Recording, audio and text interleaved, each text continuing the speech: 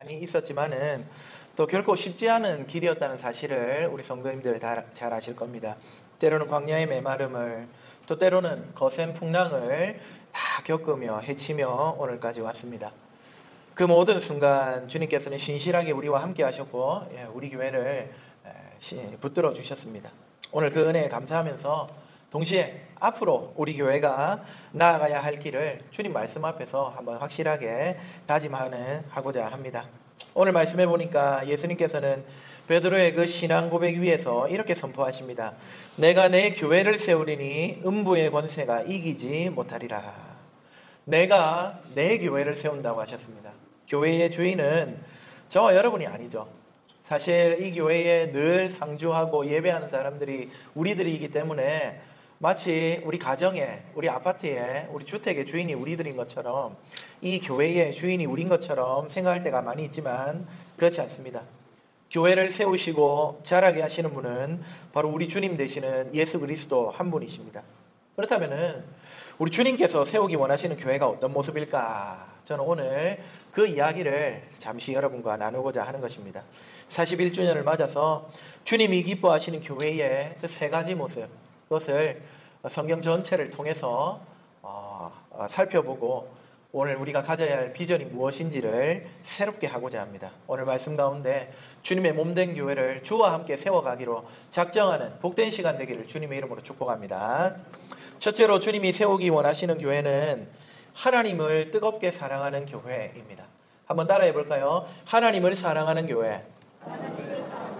주님은 그런 교회를 기대하고 계십니다. 무엇보다도 하나님을 온 마음과 뜻과 힘을 다해서 사랑하는 공동체, 주님은 그런 교회를 세우고자 하십니다. 여러분, 구약의 백성들, 그들은 구약의 교회라고도 말할 수가 있는데요, 그 이스라엘에게 주신 큰 법령 10계명은 결국은 두 가지 계명으로 요약할 수가 있습니다. 그 가운데 첫 번째가 무엇이죠? 바로 하나님을 사랑하는 것입니다. 하나님은 자기 백성, 자기 교회가 하나님 한 분을 사랑하고 의지하고 또 예배하기를 기대하고 계십니다. 이 기대를 따라서 우리도 제8영도교회를 하나님만을 사랑하고 온전히 예배하는 교회로 세워가야 하는 줄 믿으시기 바랍니다. 사람은요, 욕망하는 것을 추구하고 닮아가기 마련입니다. 어떤 학자는 포이어바흐의 말을 패러디해서 포이어바흐가 이렇게 말했습니다. You are what you eat. 그러니까 당신이 먹는 그것이다. 이 말을 왜 했냐면은 사람에게는 영혼도 없고 신도 없고 그저 물질일 뿐이야. 네가 먹는 그게 바로 너 자신이야. 이런 의미로 사실은 우리가 받아들일 수 없는 말을 이 철학가가 했습니다. 근데 이 말을 패러디해가지고 유명한 신학자가요, 우리는 욕망하는 것이 우리 자신이다. 이렇게 이야기를 했습니다. 욕망하고 좋아하고 사랑하는 것, 그것을요, 사람은 숭배하고 소유하고 거기에 얽매여 살아간다는 말입니다. 만약에 우리가 하나님을 사랑하고 하나님을 추구하고 하나님을 욕망한다면은 하나님을 소유하고 그분께 얽매여 살고 싶은 열망으로 우리의 삶이 가득 차게 될 것입니다. 재미있는 거는요, 욕망과 사랑은 사소한 습관 혹은 반복을 통해서 형성되고 강화된다는 사실입니다. 예를 들어서 여러분, 백화점에 가면 어떻습니까? 가게마다 아주 화려한 조명, 그리고 그 욕망을 자극하기 위한 제품 디스플레이, 또 매장의 분위기, 계절마다 바뀌는 신상품, 이런 것들을 아주 조화롭게 잘 전시하면서 사람들이 습관적으로 막 직원이 나와가지고 사라 마라 하지 않아도 그것을 경험할 때마다 습관적으로 이것이 좋은 것이구나, 이것을 갖고 싶구나, 욕망하고 소유하고 싶게 만들어버립니다. 사람들은 나도 모르는 사이에 이거 사야겠네, 지갑을 열게 된다는 것이죠. 습관이 욕망과 사랑을 자아내고 욕망은 경배와 숭배를 취하게 만듭니다.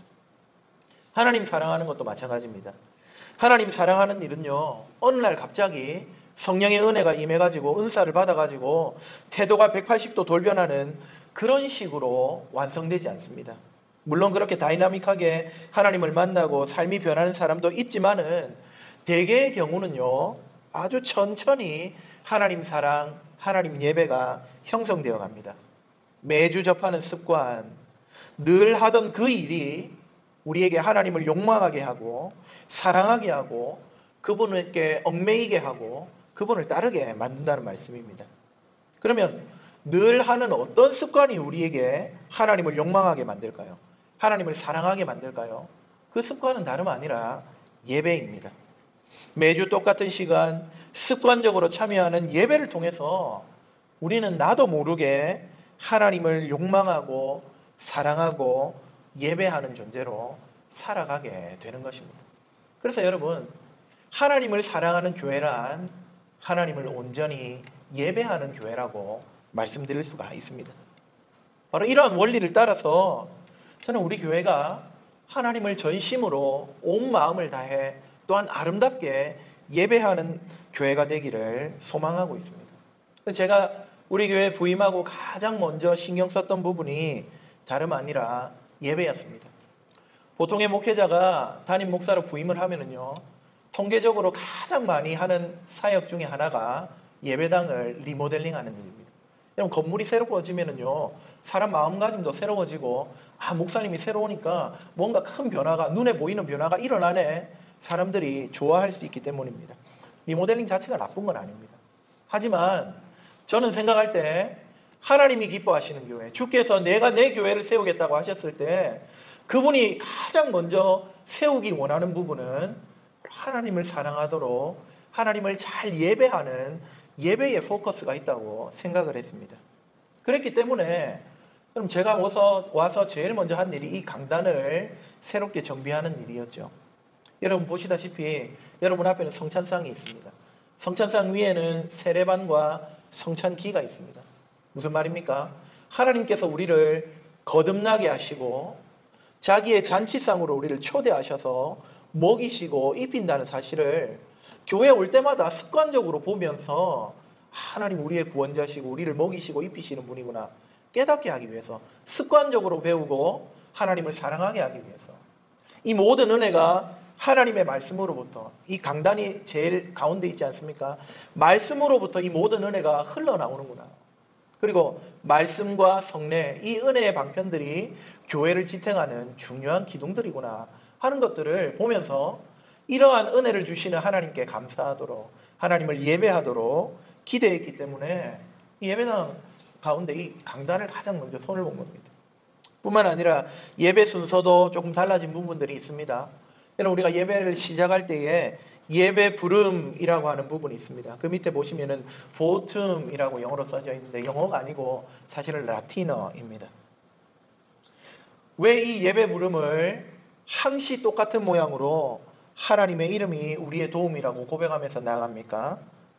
우리는 하나님만 의지하고 하나님만 사랑하고 하나님만 욕망해야 되는구나. 하나님이 나의 유일한 도움이시구나 라는 것을 매주 습관적으로 고백하면서 주님을 사랑해야지, 주님을 예배해야지, 주님을 의지해야지 하는 메시지를 주기 위해서 도입한 것입니다. 그뿐만 아니라 예배의 순서를 가만히 살펴보시면요, 하나님께서 우리에게 말씀하시거나 은혜를 주시거나 하는 부분이 있는 반면에 또 우리가 하나님께 올려드리는, 하나님께 노래해드리는 혹은 바쳐드리는, 또 하나님께 간구하는 이런 순서들이 조화롭게 짜여져 있는 것을 볼 수 있을 것입니다. 왜냐하면 우리가 하나님 앞에 나오는 이 예배 시간은 일방적으로 우리가 관람하는 시간이 아니라는 거예요.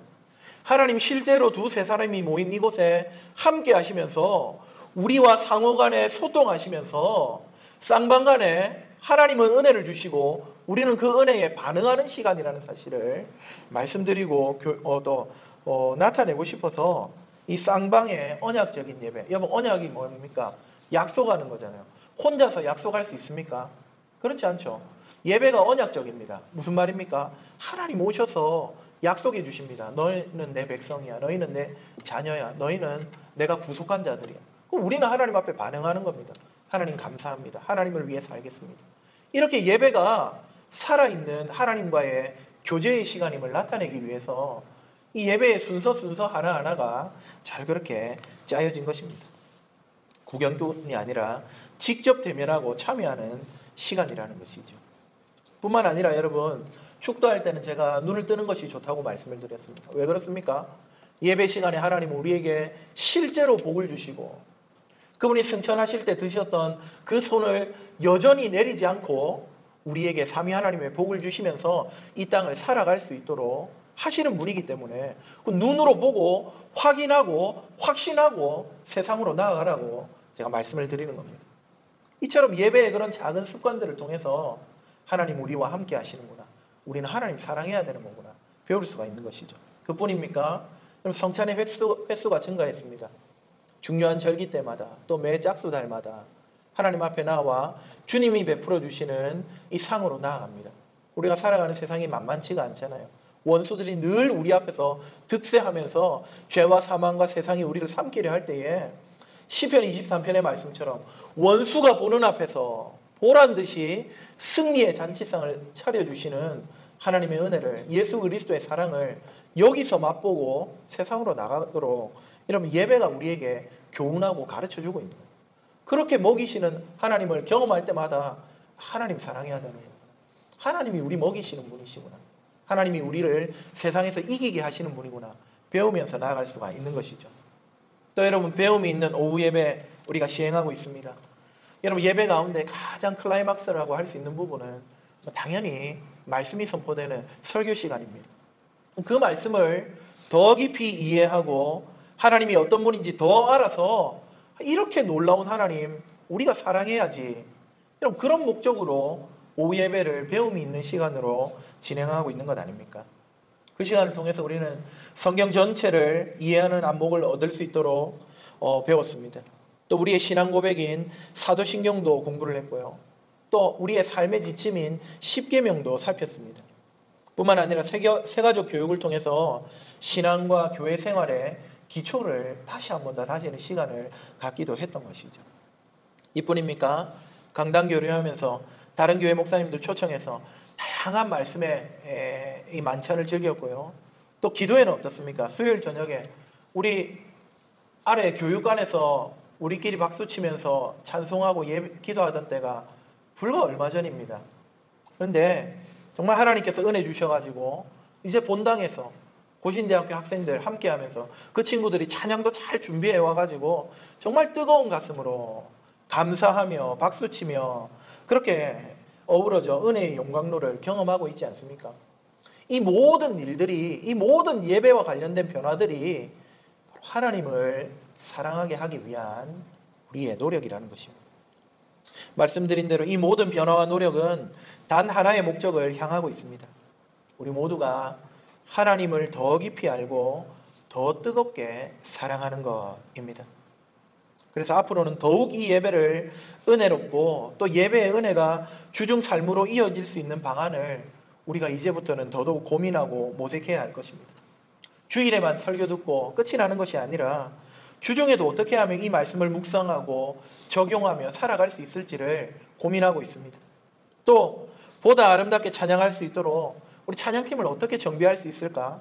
또 우리 성가대를 위해서 어떻게 또 좋은 교육과 또 기회를 제공할 수 있을까 생각하고 있습니다. 지금은 이제 소프라노하고 테너밖에 없잖아요. 맞죠? 엘토도 할 수 있도록 어떻게 하면 좀 가르쳐 드릴 수 있을까 고민 중에 있다 이 말입니다. 또 모든 고민은 또 하나님의 살아계심을 저만 말씀을 통해서 증거하는 것이 아니라 여러분의 삶 가운데서 간섭하신 하나님의 그 능력과 그 손길을 여러분 입으로 스스로 간증할 수 있는 시간도 어떻게 하면 가질 수 있을까 이런 것들도 고민 중이고요. 또 교회력에 따른 예배도 생각 중에 있습니다.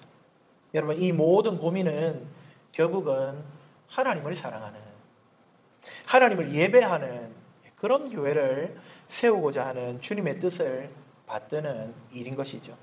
사랑하는 여러분, 예배를 통해서 하나님을 사랑하고 하나님을 바라보고 하나님을 의지하는 제8영도교회로 앞으로도 더욱더 세워져 갈 수 있기를 주님의 이름으로 축복합니다. 둘째로 주님께서 세우실 교회는요, 서로를 깊이 사랑하는 교회입니다. 한번 따라하시죠. 서로 사랑하는 교회. 주님은 내가 내 교회를 세우겠다고 하실 때 하나님만 사랑하고 하나님만 바라보는 교회를 기대하시는 건 아닙니다. 제가 몇 번 말씀드렸죠. 하나님 바라보고 신앙생활하는 거 그거 절반밖에 맞는 이 절반 점수가 절반밖에 안 되는 겁니다. 여러분 신앙생활하는데 우리 옆에 있는 지체들이 얼마나 많은 영향을 우리에게 끼치는지 우리가 지난 40년간 몸소 경험하지 않았습니까? 서로 사랑은 우리 신앙의 핵심적인 부분입니다. 요한복음 13장에서 예수님께서는 제자들의 발을 씻긴 후에 새로운 계명을 주셨는데 이렇게 말씀하셨습니다. 새 계명을 너희에게 주노니 서로 사랑하라. 내가 너희를 사랑한 것 같이 너희도 서로 사랑하라. 너희가 서로 사랑하면 이로써 모든 사람이 너희가 내 제자인 줄 알리라. 여러분 그리스도인이 예수 믿는 티를 내는 거 다른 거 아닙니다. 뭔가 위대하고 어마어마한 일들을 행했을 때 되는 게 아니에요. 너희가 서로 사랑하면 이로써 너희가 내 제자인 줄 알게 될 것이라고 말씀하셨습니다. 주님은 하나님을 사랑하는 교회가 또한 서로 사랑하는 교회 되기를 간절히 기대하고 계십니다. 생각해 보면요, 여러분 오늘까지 41년 동안 우리 교회 서로 사랑이 없었다면 설 수 없었을 것입니다. 41년을 올 수 있었던 것은 우리 서로가 서로를 애틋해하며 사랑하며 섬기며 봉사했기 때문입니다.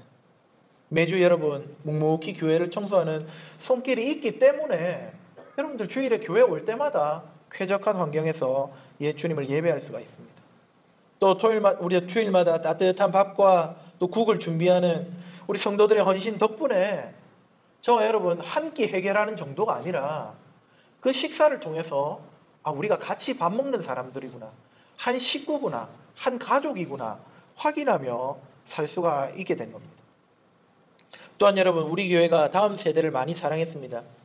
그래서 매년 필요한 예산을 수립하고 이들을 돌봐왔습니다. 제주도 푸른 하늘 아래서 웃으면서 멤버십을 다지게 했고요. 치앙마이로 비전 트립을 보내가지고 우리 다음 세대가 어떻게 세상을 품을 것인지를 고민하게 했습니다. 때마다 선교회는 정기적인 신앙 격려금과 또 오늘도 우리가 예배 마치면 전달하겠지만은 이 장학금을 통해서 교회가 다음 세대를 얼마나 사랑하는지를 나타내 왔습니다. 덕분에 교회가 계속해서 세워져 갈 수 있었죠. 참으로 귀한 것은 우리 교회의 사랑이 이 담장 안에만 머물지 않았다는 사실이죠.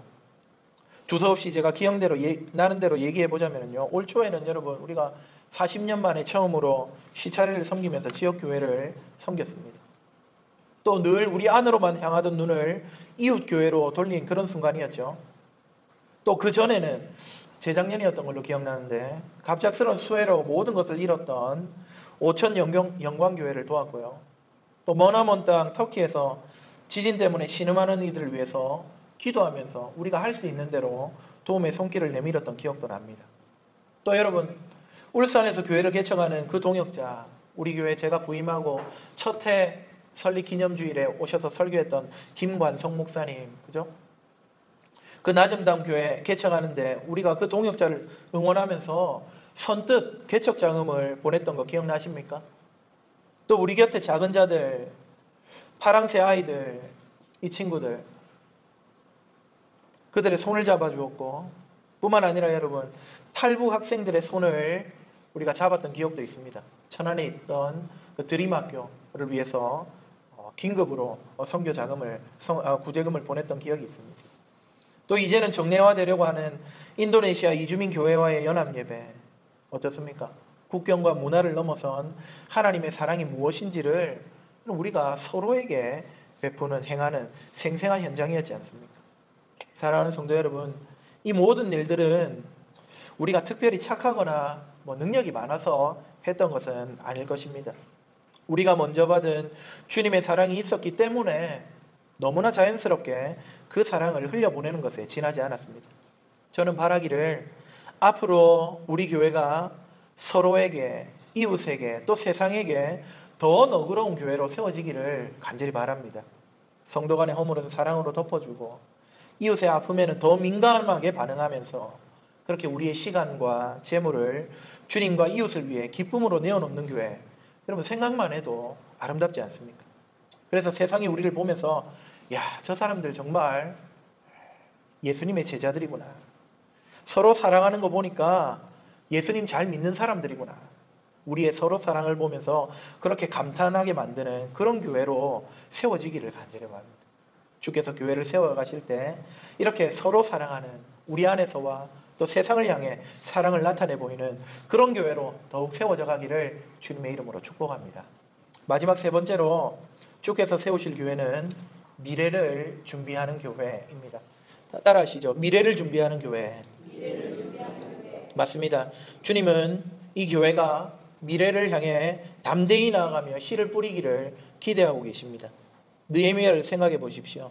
무너진 예루살렘 성벽 소식을 듣고 그는 금식하면서 기도했습니다. 폐허가 된 조국의 현실 앞에서 그러나 그는 좌절하거나 남탓하고 있지 않았습니다. 대신에 기도한 다음 자리에서 일어나서 허리띠를 졸라매고 백성들을 독려하여 성벽을 재건하는 위대한 역사를 시작했던 것이죠. 어쩌면은 오늘 저와 여러분이 살고 있는 이곳 영도의 현실, 또 한국 교회의 상황이 바로 느헤미야 시대의 무너진 성벽과 같을지도 모르겠습니다.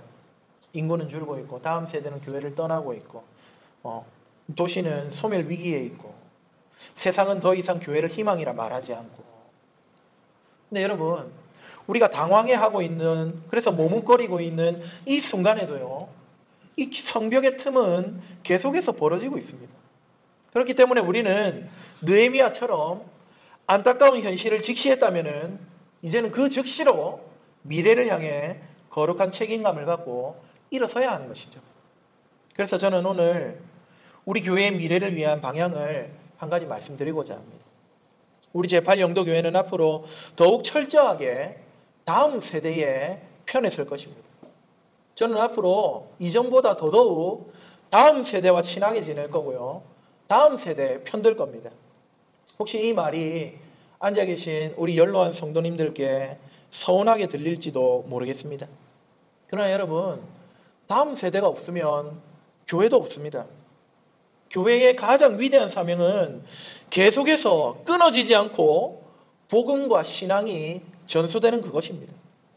우리의 자녀 세대가, 또 그 자녀의 자녀 세대가 계속해서 뛰놀고 성장할 수 있는 터전을 마련하는 것, 그게 바로 우리 믿음의 선배 세대가 남겨줄 수 있는 중요하고 아름다운 유산이 아니겠습니까?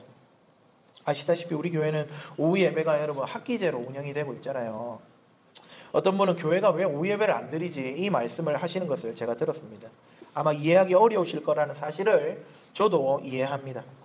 하지만 여러분, 다음 세대를 위해서는 어쩔 수 없습니다. 오후 예배가 있으면 제가 다음 세대를 온전히 돌볼 수가 없습니다. 함께 할 수가 없습니다. 오후 예배가 없는 지금도 혹시 교회 회의가 있으면은 그 첫 시간부터 제가 들어가서 같이 하지를 못해요. 그런 형편입니다. 목회자 한 사람이 가진 시간과 에너지는 한정되어 있는데 나름 내 열정을 가지고 한번 해보겠다고 달려들어서 오후 예배도 하고 우리 다음 세대도 돌보고 한다면은 모르겠습니다. 겉으로는 우리 목사님 열심히 있다, 멋지다, 교회 뭐 될 것 같다, 은혜 될지 모르겠지만 사실 그것이 내실이 있을지는 갸우뚱해집니다. 우리 교회가 오후 예배를 방학하는 것은 예배를 포기하는 것이 아니라 교회의 미래를 위한 선택과 집중이라는 사실을 여러분들이 기억하시면 좋겠습니다. 바로 이런 중심을 알고 우리 어른 세대들의 깊은 이해와 지지를 부탁을 드리는 겁니다. 그리고 솔직히 여러분, 이 말을 할까요 말까요? 오후에 쉬니까 좀 괜찮지 않나요? 죄송합니다. 사실은 오후 예배할 때 밥 먹고 식곤증에 이렇게 시달리는 분들 많이 계셨잖아요. 맞죠? 근데 계속 안 하는 것도 아니고 한 두어 달 이렇게 쉬면서 여러분 주일 온전히 안식하는 것도 나쁘지 않다는 말씀입니다. 또한 우리는 다음 세대를 위한 중요한 건축을 시작해야 됩니다. 제일 중요한 건축은 사람 건축이죠. 사람을 세우는 겁니다. 3040 세대를 다음 세대의 중심축으로 또 목자로 이렇게 세워가야 합니다. 그러기 위해서는 기본적으로 3040 세대가 있어야지 세울 수 있지 않겠습니까? 그러면 이 중요한 사람 건축, 3040 세대를 건축하기 위한 그 건축을 위한 또 다른 건축에도 우리가 신경을 써야 되겠습니다. 공간을 세우는 건축도 필요한 말씀을 지금 드리는 겁니다. 제가 지난번 재직회 때는 우리 재직들에게 잠시 좀 말씀을 드렸는데요. 여러분, 사실 우리 교회 공간은요, 전혀 현대적인 이 세대에 어울리지 않는 공간입니다. 물론 우리 예배 공간은 괜찮아요. 하지만 1층을 보시면은 모든 공간이 분절되어 있습니다. 오늘날처럼 소통을 중요시 여기는 시대가 있었습니까? 옛날에는 위에서 까라면 다 까는 겁니다. 그렇지 않습니까? 옛날에는 권위가 있으면 그 권위에 아무도 찍소리 못하는 게 그 시대였습니다. 지금은 그렇지 않습니다. 지금은 모든 것들을 소통하고 토론하고 논의하고 상대의 생각을 듣고 의견을 취합하고, 지금 세대는 그런데 익숙한 세대입니다. 그렇기 때문에 다 같이 한 곳에서 모이고 만나고 하는 일이 굉장히 중요합니다. 여러분, 오늘 예배 올 때 생각해 보세요. 예배 처음 드릴 때 생각해 보세요. 저 밖에서 예배당 지나쳐가지고 저 오르막 올라와가지고 문 열고 들어오니까 성도들하고 서로 한번 인사하기 쉽습니까? 예배당에 벌써 이렇게 은혜의 방편이 앞에 딱 놓여져 있고 찬양이 탁 흘러나오는데 누가 여기서 반갑다고 큰 소리로 하하호호 웃으면서 서로 인사할 수 있겠습니까? 여러분, 일주일에 한 번 만나는데도 서로 만나서 악수하고 인사할 만한 그런 여력이 없단 말입니다. 우리 공간에서는. 아무도 1층 공간으로 들어오지 않습니다. 그렇기 때문에 1층 공간이 사람을 포용하고 함께하는 로비로서 역할을 해야 됩니다. 분절되어 있는 공간들이 서로 열리고 다양하게 활용할 수 있는 공간으로 변신하여서 이제는 3040 혹은 지금 우리 교회를 많이 방문하고 있는 20대 친구들도 여기서 공부하고 싶네, 여기서 커피 한잔 하고 싶네, 여기서 친구들이랑 대화하고 싶네, 이런 분위기를 줄 수 있는 공간으로 나아갈 때에 더 중요한 사람 건축 3040 세대를, 다음 세대를 세워갈 수가 있다는 것이죠. 이제는 아무도 오지 않는 공간이 아니라 주중에도 누구라도 오고 싶어하는 공간으로 만들어가야 합니다. 앞으로 40년을 내다보면서 우리 자녀들이 친구들을 마음껏 데려올 수 있는 그런 친밀하고 유용한 공간, 청년들이 모여서 스터디하고 교제할 수 있는 열린 공간, 아기 엄마를 만나더라도 우리 교회 아기들과 함께 신앙생활할 수 있는 여건이 잘 마련되어 있으니까 우리 교회에 한번 와보세요. 초대할 수 있는 그런 공간, 나아가 지역사회에 쉼과 문화를 제공하는 소통의 공간을 준비하는 일이 앞으로 우리가 중장기적으로 계획하며 실행해 나가야 하는 일이라고 여러분들에게 말씀을 드리는 겁니다. 사랑하는 성도 여러분, 분명히 쉽지는 않을 수 있습니다. 하지만 이스라엘 백성이 우리가 건축하자 외치면서 저마다 자기 집 앞에 성벽을 쌓아 올릴 때에 52일 만에 여러분, 그 이스라엘 도시의 성벽이 재건되는 기적이 일어났습니다. 그것처럼 우리 모두가 한 마음으로 기도하면서 동참한다면은 주께서 내 교회를 세우겠다고 말씀하셨으니까 이건 주님의 교회의 일이니까 주님께서 길을 열어주실 줄 믿습니다. 두려움과 불평과 또 의심은 거두고 믿음과 비전을 함께 품고 미래를 향해 나아가는 우리 교회 되기를 주님의 이름으로 축복합니다. 말씀을 맺겠습니다. 우리 주님이 내 교회는 내가 세우겠다 약속하셨습니다. 우리 주님은 하나님을 사랑하는 교회, 그리고 서로 사랑하는 교회, 나아가 다음 세대 미래를 준비하는 교회를 세우실 것이고 그 일에 우리가 동참하기를 기대하고 계십니다.